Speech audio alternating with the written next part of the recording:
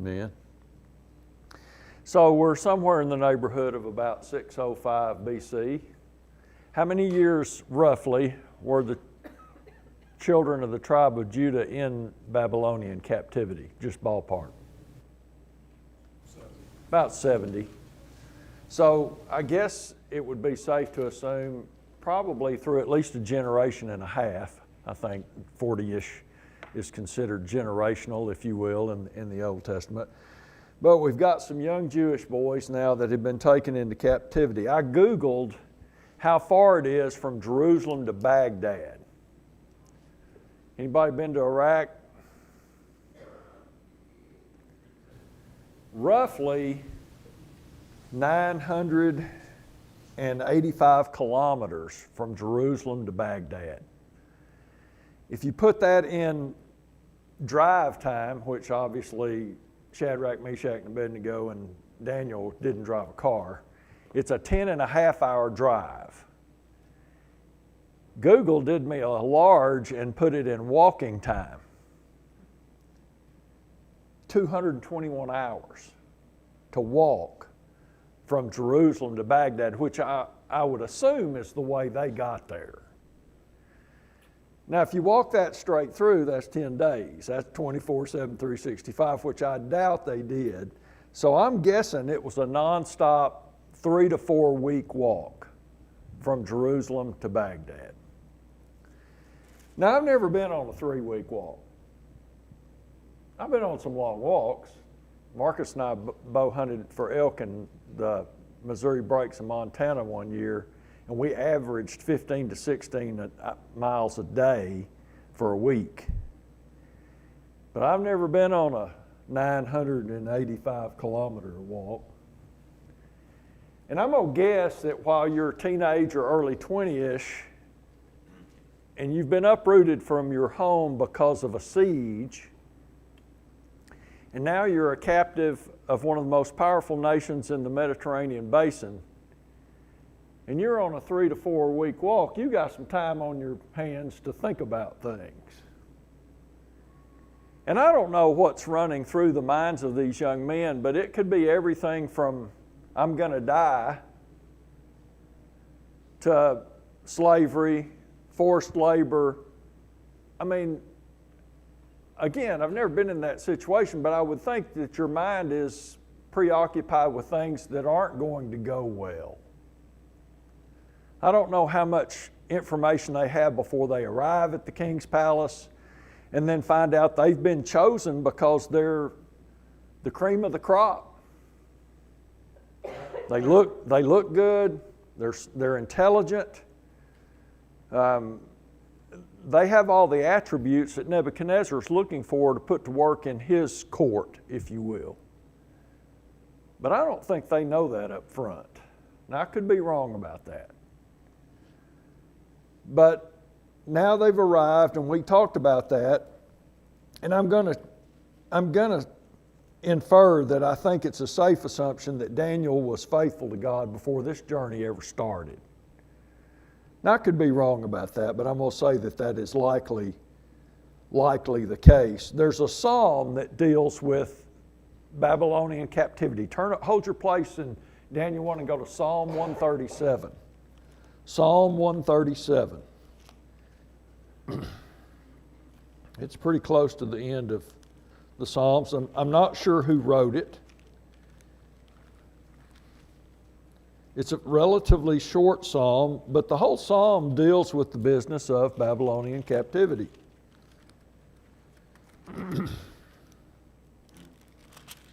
Verse 1, by the rivers of Babylon, there we sat down, yea, we wept. That's part of why I don't think they had any previous information that things were going to be the way they were as in regards to what we read in chapter 1 of Daniel. When we remembered Zion, we hung our harps upon the willows in the midst of it. For there those who carried us away captive asked of us a song. And those who plundered us requested mirth, saying, sing us one of the songs of Zion. How shall we sing the Lord's song in a foreign land? If I forget you, O Jerusalem, let my right hand forget its skill. If I do not remember you, let my tongue cling to the roof of my mouth. If I do not exalt Jerusalem above my chief joy, remember, O Lord, against the sons of Edom the day of Jerusalem, who said, raise it to its very foundation. O daughter of Babylon, who are to be destroyed, happy the one who repays you as you have served us. Happy the one who takes and dashes your little ones against the rock. And so I'm of the persuasion that the journey is filled with thoughts like this, if you will, but now they've arrived. And the kings instructed Ashpenaz, the master of his eunuchs, to bring some of those young men that were of no blemish, in verse 4, good looking, gifted in all wisdom, possessing knowledge and quick to understand, who had ability to serve in the king's palace, and whom they might teach the language and literature of the Chaldeans. Brother Owen made the observation. Now, what's Ashpenaz over? Who's he over? He's chief over the eunuchs. Now, I'm not sure if these 4 Jewish boys had to become eunuchs or not, surgically, but that's a possibility. Hadn't really thought of that, but he's the master over the eunuchs. He's in charge of these guys. And I don't know if they were forced to become literal eunuchs or if that's just they took a vow of celibacy. So that there's that. But at any rate, now they are now in the watch care of this fella. You'll notice that their names were changed. Why do you think their names were changed? I think it was to make them blend in, to surround them. If you didn't hear Paula, to make them blend in, go ahead. Well, people do that here. I had students that were Vietnamese and Laotian, and they had names like Steve. Paul and Sue. Yep. And then there's the possibility that they're trying to divest them of their past history. We're going to assimilate you into Babylonian culture. Your name's not going to be Daniel anymore. It's going to be Belteshazzar. We're going to give you a Babylonian name. And so there's that. But instead of hard forced labor and slavery, they're going to get 3 years of training at the king's command, eating his diet, drinking his wine. And I'm going to tell you, if I'm a late high school or early college age kid, this is a win. Sweet. I'm not going to have to go bust rocks or stack rocks or do hard labor or slavery. I'm going to get to wine and dine in the king's house. And by the way, he's going to educate me. But that's not the position that Daniel takes. What's Daniel's issue? Dietary. He's got a dietary issue. What is it, Joey? There's certain things as a Jew that he can't eat, Yep. and the meat would not be what we call a kosher. Yeah. He views the king's diet as something that's going to defile him. Is there another translation for the word defile? Anybody got something different? It's not in accordance with Jewish law from the standpoint of things that I can lawfully consume. Now, I don't know if he's taken any kind of a Nazirite vow or anything that would even be more limiting. Do you remember what the Nazirite vow had aside from the normal run-of-the-mill Jewish limitations as far as diet? Do you remember what the Nazirite vow involved? 2 things primarily. No alcohol. So, and the king, we're subjected to the king's wine. What was the other part of the Nazirite? No cutting of the hair. That'd been easy for me. But I don't know if Daniel's under a Nazirite vow or not. But suffice it to say, he views the king's diet as something that because of certain foods would have defiled him. One of the neat things about this section, and we looked at it last Wednesday evening, is Daniel purposed in his heart, verse 8. He made a conscientious decision ahead of time that he was not going to indulge himself in the king's dietary habits. It's a great couple of lessons here for us. Obedient faith is a heart matter. It is not something that is forced upon you. Calvinism would argue otherwise. If you're familiar with the acronym TULIP, the U in TULIP stands for unconditional election. It means that God foreordained that Janet would be saved and Gleno wouldn't be before time began. That is one of the major tenets of John Calvin's doctrine, is that you had no choice in the matter. And Daniel 1 verse 8 says otherwise. Daniel purposed in his heart to obey God and to follow God's laws. But the really neat thing that I think we need to discuss about that particular passage is, and Todd makes this observation all the time with our young people, it's never too early in life for us to purpose in our hearts how we're going to respond when we have the opportunity to commit sin.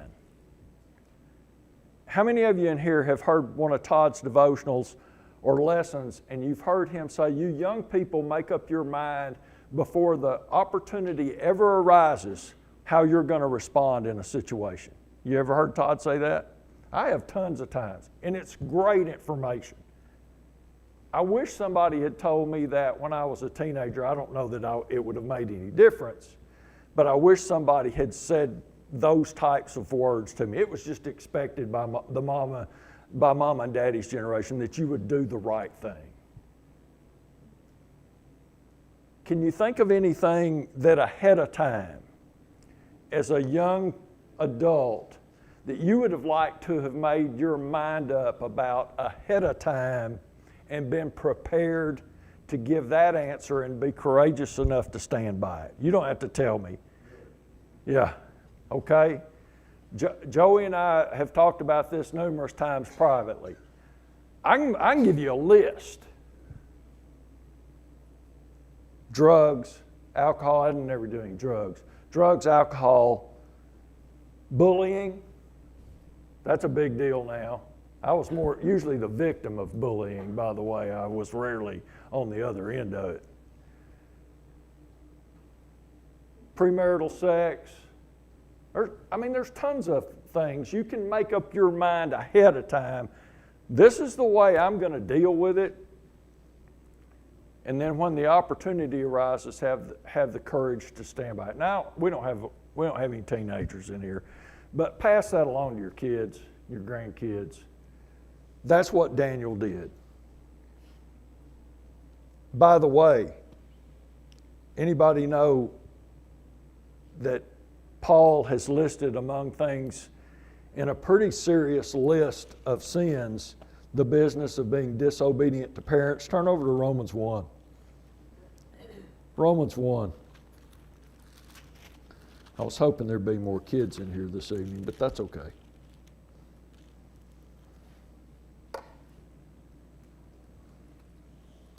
And that big laundry list of things that he talks about that the Gentiles are guilty of, in Romans 1, beginning in verse 29, he says, being filled with all unrighteousness, sexual immorality, wickedness, covetousness, maliciousness, full of envy, murder, strife, deceit, evil-mindedness. They are whisperers, backbiters, that's gossip and talking behind people's back, haters of God, violent, proud, boasters, inventors of evil things, disobedient to parents, undiscerning, untrustworthy, unloving, unforgiving, unmerciful, who knowing the righteous judgment of God, that those who practice such things are deserving of death, not only do the same, but also approve of those who practice them.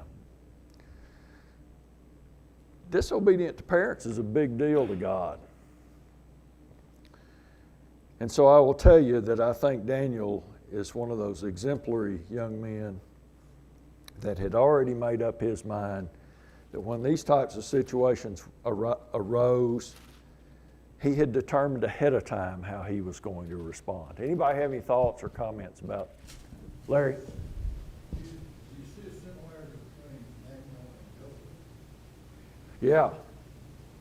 The only difference I would say is there were times when Joseph might have been better served with his brothers keep his mouth shut, but that's and not share his dreams, if you will. But yeah, I see a lot of similarities between that. Yeah.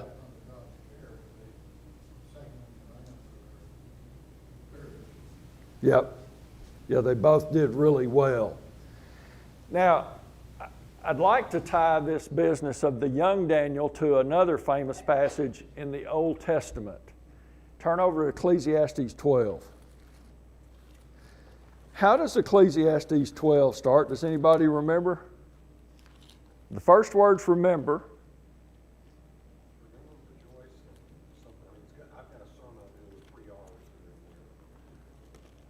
Remember now you're in the days of your youth. And he goes on, Solomon goes on to expound upon that.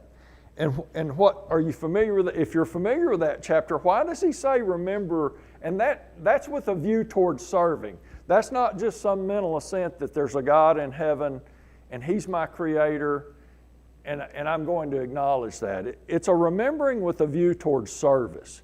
And why does he say do that? If you skim on down through. Because there's going to come a time when physically you have very difficult days. And then it transitions to death. It goes from remember your Creator in the days of your youth, because difficult days are coming, and then he gives all these euphemisms for the difficult days. Your hearing goes and your strength goes, and he gives all these different Hebrewisms or Hebraisms, if you will, that deal with that. And then he gets into the business of one of these days you're going to die. And so,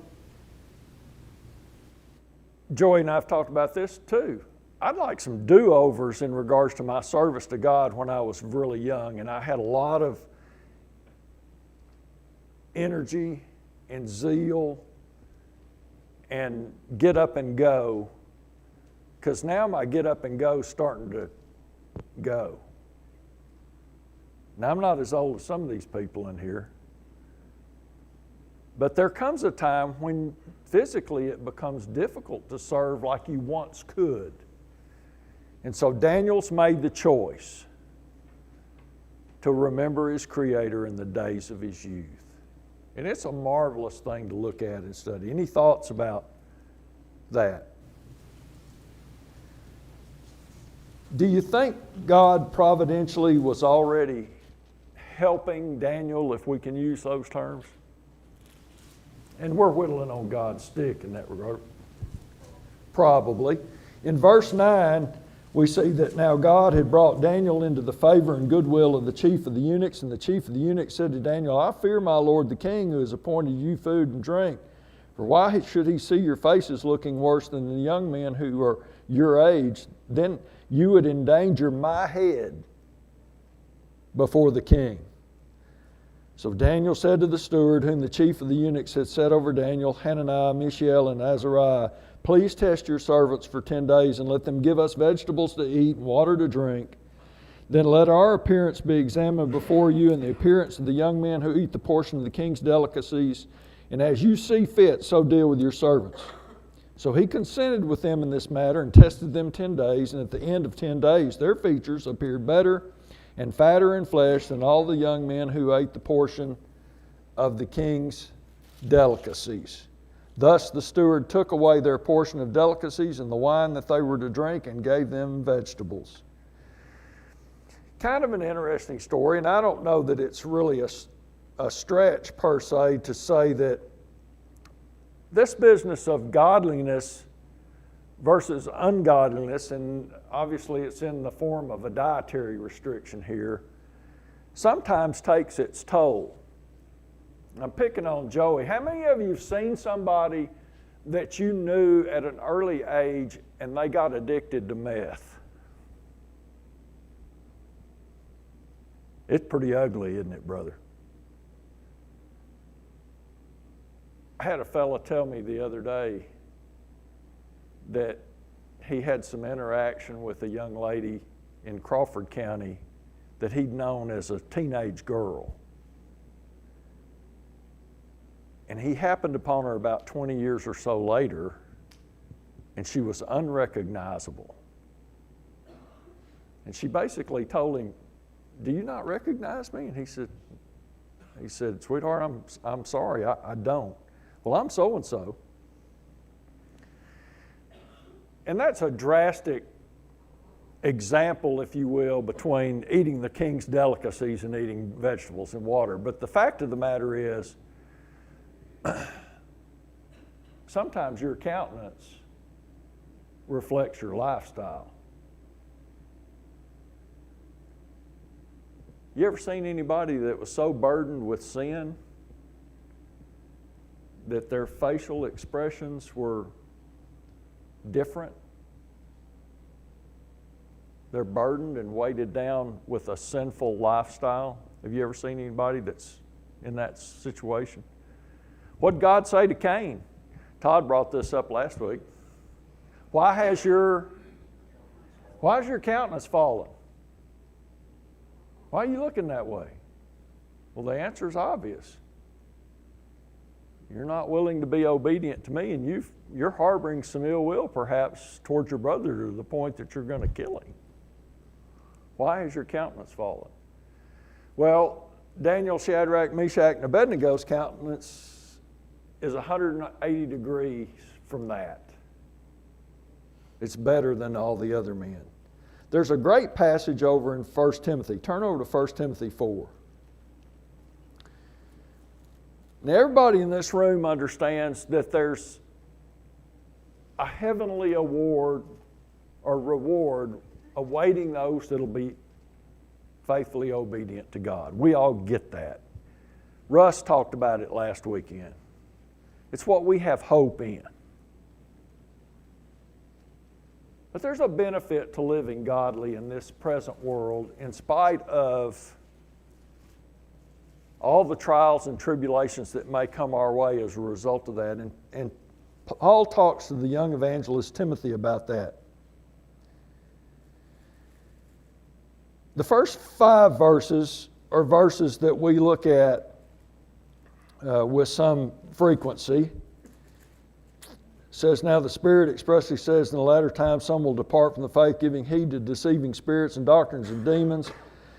They're going to forbid to marry," he says in verse 3. "They're going to tell you to abstain from certain foods," yada, yada, yada. And then he says in verse 6, "If you instruct the brethren in these things, you will be a good minister of Jesus Christ, nourished in the words of faith and of the good doctrine which you have carefully followed. But reject profane and old wives' fables, and exercise yourself toward" what? Godliness. Verse 8 is an interesting little verse. And for those of you that work out and are really interested in physical fitness, I'm excited for you. I wish I could. But Paul puts that into a little bit of perspective. He's not talking badly about bodily exercise. But he says in verse 8, "For bodily exercise profits a little. But godliness," and exercising yourself toward godliness, which was what he said in verse 7, "is profitable for all things, having promise of the life that now is." There's some benefits in this life, he says,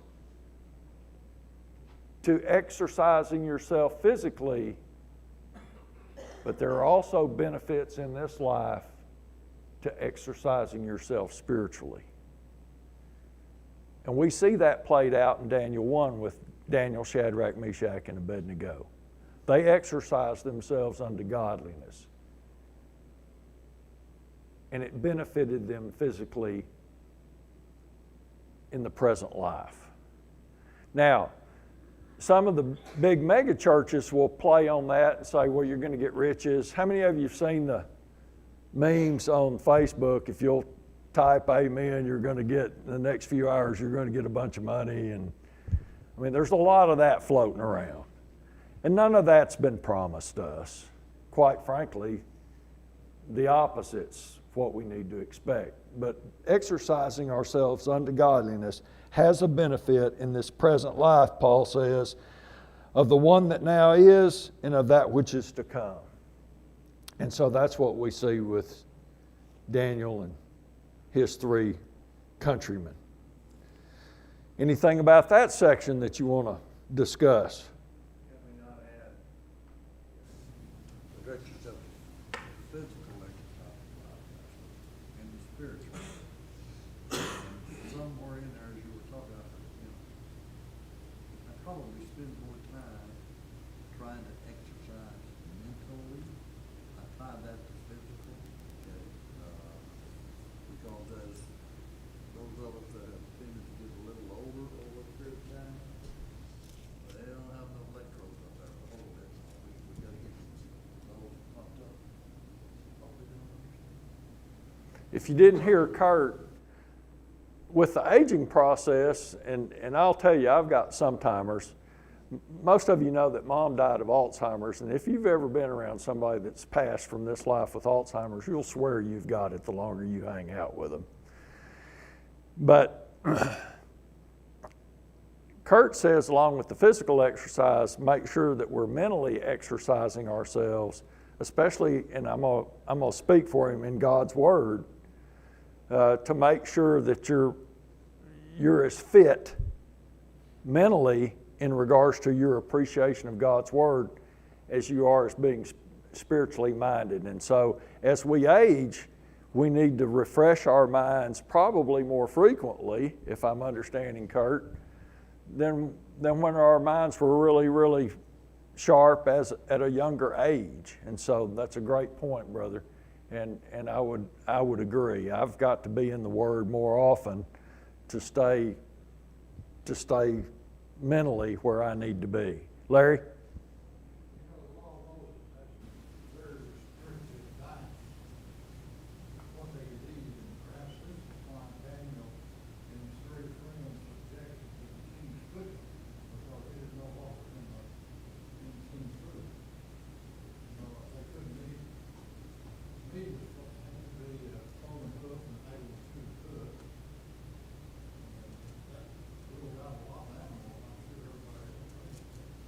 Yeah, I didn't research what the Babylonians were eating. I will tell you that there's quite a bit of information about the Romans and the Greco-Roman culture in regards to what they would have at feasts, etc. I think it was Nero that would order nightingales' tongues. I don't know how many nightingales' tongues it takes to make a pretty good bite, but I'm going to guess that... But the point is well made, and Russ talked about that this weekend. They couldn't have fried catfish, they couldn't have shrimp, they couldn't have ham. I mean, there are a lot of things they couldn't have. And so he decided that he wasn't going to partake in that. Then in verse 17, the record says, as for these 4 young men, God gave them knowledge and skill in all literature and wisdom, and Daniel had understanding in all visions and dreams. Now at the end of the days, when the king had said that they should be brought in, the chief of the eunuchs brought them in before Nebuchadnezzar. Then the king interviewed them, and among them all none was found like Daniel, Hananiah, Mishael, Azariah. Therefore they served before the king. And in all matters of wisdom and understanding about which the king examined them, he found them 10 times better than all the magicians and astrologers who were in all his realm. Thus Daniel continued until the first year of King Cyrus. God had given them knowledge and wisdom and understanding. Is it a stretch for me to say that Daniel's a prayerful guy? And if it is not, why would I say that? All right, if you didn't hear Joey, you've read ahead, chapter 6. And paraphrase chapter 6 for us, brother. Well, he wasn't supposed to be praying, and he went to his room, made sure the window was open so people could see that he was praying. Yeah, they made the king pass an edict that for 30 days, something like that, nobody's to pray to anybody but him. Because they knew that's how they could get Daniel in trouble. Daniel's a prayerful guy.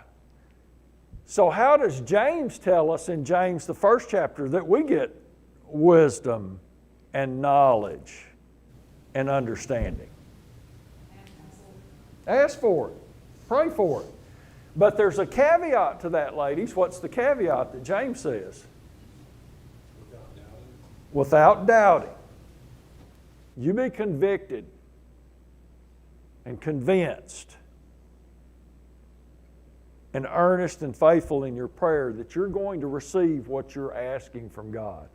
You'll note that James says, and I'm not sure what your translation says, he uses a word that's pretty interesting in that he gives to all what?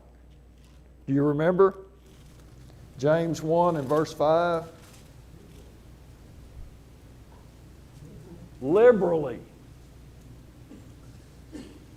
That always reminds me of Paul saying in the Ephesian letter, beyond what you can even imagine. He'll give you what you need. And that's what he did for these young men in Babylon. Verse 5 of James 1, if any of you lacks wisdom, let him ask of God, who gives to all liberally and without reproach. What have you got there for without reproach? Generously? Okay. And it will be given to him, but let him ask in faith with no doubting, for he who doubts is like a wave of the sea driven and tossed by the wind. Let not that man suppose he'll receive anything from the Lord. He is double-minded man, unstable in all of his ways. Now, Mark, one of the things that we don't know is how educated these four were Before they got there. before they got there. It may well have been that the manner in which they were taught in Jerusalem or in Judea, put them ahead of the other people they were in class with, so to speak. We don't know. Right. I'm inclined to think that they're a lot like Peter and John when the Sanhedrin brought them before them in Acts, the 4th chapter. These guys are unlearned. But man, listen to them talk. I thought they were from Galilee. I thought they were from across the tracks. And I'm going to guess, now by the way, Nebuchadnezzar is responsible for the Hanging Gardens. He's responsible for one of the 8 wonders of the world. Culturally, they're probably at their zenith. Even if Shadrach, Meshach, and Abednego and Daniel had been educated young men, I'm going to say that Babylonians weren't expecting Jewish boys that had come out of a siege to fit the bill. But he had selected them because they looked good and they seemed to be intelligent, etc. So they may have been ahead of the curve of the rest of their countrymen. But I'm gonna encourage you to make sure to get the Daniel-esque type of wisdom that you need, that you follow James's instruction in James 1. Any other comments or points? Thank you so much. I'm going to tell Todd we got through chapter 1. I'm going to guess we'll start chapter 2 next week.